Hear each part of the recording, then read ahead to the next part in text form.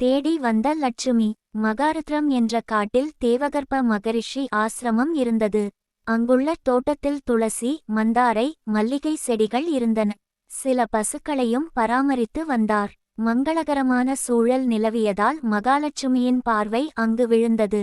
போதாக்குறைக்கு விஷ்ணுவுக்கு நைவேத்தியம் செய்த பாலையே உணவாக ஏற்பார் மகரிஷி. இதனால் லட்சுமி அவரை நேரில் காண ஆசிரமத்திற்கே வந்துவிட்டாள். மகரிஷியே, பக்தியை மெச்சுகிறேன். செல்வ வளமுடன் வாழ்வீராக என வாழ்த்தினாள். தாயே, துறவிக்கு செல்வம் எதற்கு? பிறப்பற்ற முக்தியே என் விருப்பம் என்றார். முற்பிறவியில் செய்த புண்ணியத்தால் நீர் செல்வந்தனாக வாழ்ந்தாக வேண்டும். அதன் பின்னரே உமக்கு முக்தி உண்டாகும் என்று சொல்லி மறைந்தாள்.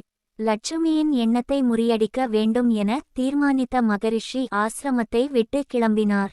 ஓரிடத்தில் பல்லக்கு, பரிவாரம், படை வீரர்கள் என பெருங்கூட்டம் இருந்தது. காட்டுக்கு வேட்டையாட வந்த அந்நாட்டின் மன்னர் ஓய்வெடுத்து கொண்டிருந்தார். அவர் அருகில் இரத்தின கிரீடம் பட்டுத்துணியில் வைக்கப்பட்டிருந்தது. மகரிஷியின் மனதிற்குள் விபரீத எண்ணம் எழுந்தது.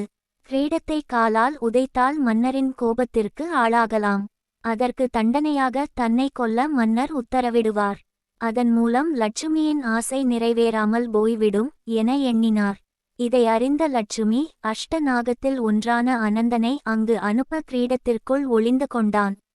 மன்னரை மகரிஷி நெருங்கினார்.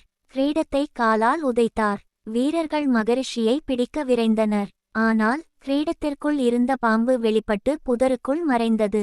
உயிரை காக்கவே கிரீடத்தை மகரிஷி எட்டி உதைத்திருக்கிறார் என புரிந்து கொண்ட மன்னரும் வீரர்களும் அவர் திருவடியில் விழுந்து நன்றி கூறினர். அவரை அரண்மனைக்கு அழைத்துச் சென்ற மன்னர் மகரிஷியை ராஜகுருவாக ஏற்றார். சகல வசதியுடன் வாழச் செய்தார். கொடுக்க நினைத்து விட்டால் துறவிக்கு கூட லட்சுமி தேடி வந்து கோடீஸ்வரனாக வாழும் பாக்கியம் தருவாள்.